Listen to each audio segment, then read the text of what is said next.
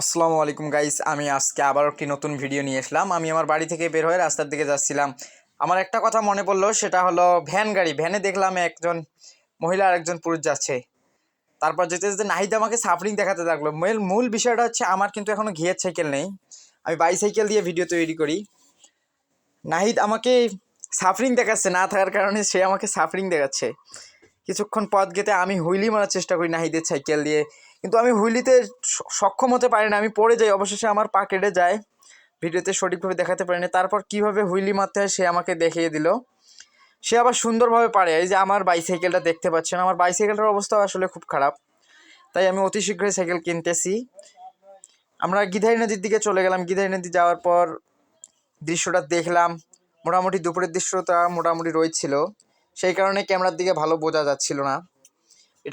এটা হচ্ছে বর্ডার, নদীর এপাশে হচ্ছে বাংলাদেশ, ওপাশে হচ্ছে ইন্ডিয়া।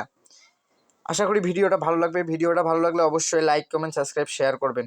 অবশ্যই শেয়ার করতে ভুলবেন না।